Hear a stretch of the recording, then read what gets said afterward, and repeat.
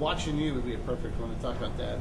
Rodney Atkins is the artist, and he came in one day to write, and he has a little boy, 4 years old at the time, Elijah, and he got called into the daycare center because they wanted to talk to him about something Elijah was saying.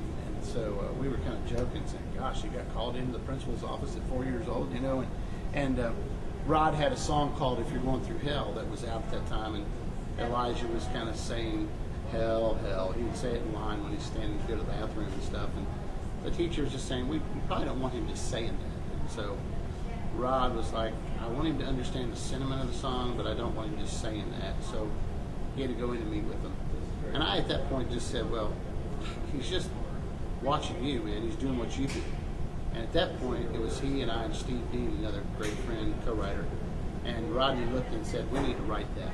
And so we took off on that and wrote it. And as we made the process of that song, they were in the studio, and the label loved it, and A&R loved it. So getting a cut was great, but as my publisher would tell you, cuts are great, but singles are better. You know, you would love to hear it on the radio. And I remember the morning that Jerry House played it on his show, and he'd kind of call in and rate. I was driving in for a writing appointment, and the calls started coming in, and they gave it like a 1 to 10. And when it was over with, the song scored like an 8.9.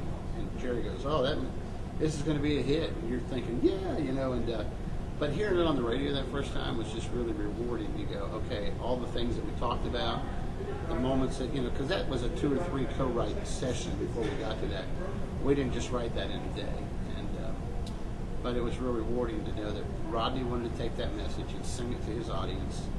And then that radio across the country said, this is a message we want to play and we want our people to hear. So it was a neat thing. And fortunately, it charted. It went to #1 and won some awards. And that's always like icing on the cake. It's not why you write, but it's sure nice when you write to think somebody likes what you do. So.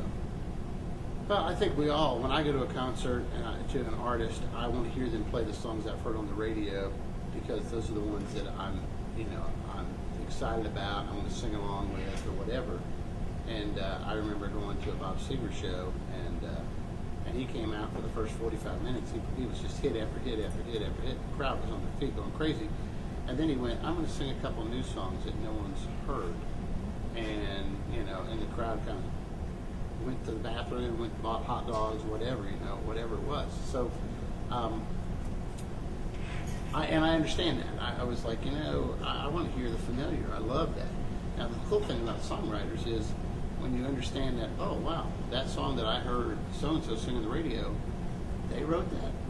So then there is the intrigue of what else have they written that I might have heard, or I might have bought a record, and maybe you didn't hear it on the radio, but you have a cut on a record that somebody goes, well, that was my favorite cut on that album. And to me, that it's the most pure element of where that song came out of, the heart of the songwriter. And there are a lot of artists that have made careers out of great songs written by great songwriters in this town. And that's smart. They were going to be the artist and let the songwriters be the songwriters.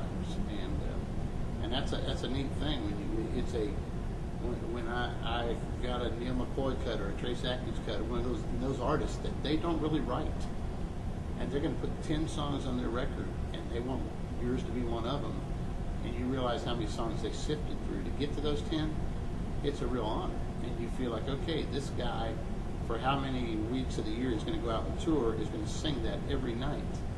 He's got to feel passionate about that song, and so it's a real flattering thing to know that you've done something and your art has kind of stepped up to the plate.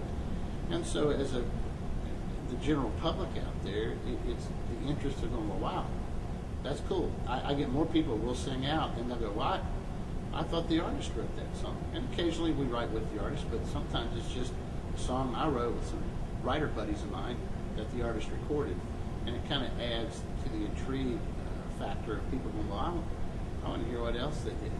And to be honest, there are times when the writers do it in a different way and it has a little more passion. I've had more people come up to me and say, wow, I love the way you did that song.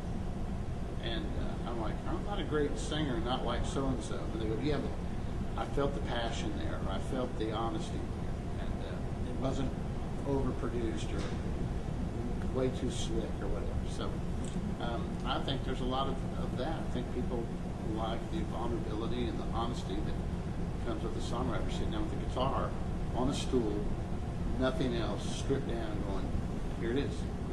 Jeffrey Steele. Jeffrey is probably one of the most passionate, entertaining, getting the guitar, Rivers Rutherford, those guys that I've had a chance to kind of sit in and be in rounds where they play and just kind of step back and go, wow. You know, and either one of those guys could have taken the songs that they've written and probably made them theirs and had a career as an artist. But that's not, that side of the microphone is not where they want to be. They love being on the other side. And even though we go out, and all of us, we all go out and love to play and love to sing, there's something really refreshing about, but I can throw my guitar over my shoulder and go home tonight. I don't have to go climb on a bus and travel around and, you know, and get up tomorrow in some other town that I don't know where I'm at and do it all again. I get to get up, come down here, drink coffee, write another song. And so there are guys like I said, like Jeffrey and Rivers and Dave Berg and Luke Laird and Don Portress and Barry Dean and all these guys that to me are some of my favorite singers in this town. And there's an honesty factor. I think when they sit down and sing, you just kind of go, wow, I felt that moved me. And you're looking at a town of guys, the Chaz Sanfords, the Wynn Varbles, I mean, the list goes, Hillary Lindsay, the list goes on and on of these people that not only are great writers, but they can pull out a guitar and pin you to the wall with it, you know, and that's fun. And so I'm a fan of music, you know, and I love going to rounds. I don't have to be playing to go enjoy it, you know. I love just going and sitting and hearing it. So you got a lot of that here, that's for sure.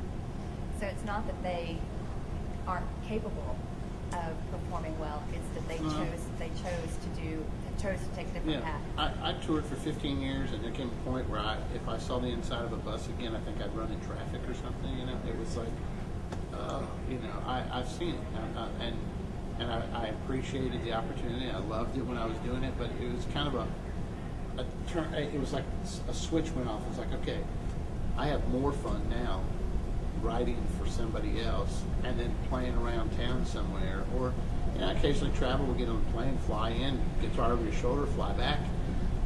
That's, you know, I love that. But the whole being an artist and interviews and phone-ins, and it's a tiring thing. And those people that do that, it's a calling, and I admire those artists that are out there doing it because it's not easy. And you start to understand how they can become so. You know, you hear people say, well, I wanted to talk to so-and-so. I saw them at a restaurant, and they were rude. Well, you know what? They were probably rude because they just wanted to eat without somebody sitting there asking them about, what was it like to be on stage with, you know. They've answered that question for 400 other people that day to radio and magazines. And so the artist thing's a hard gig. It's not an easy thing. Songwriting, I can kind of run around this town and no one knows who I am from Adam's House Cat.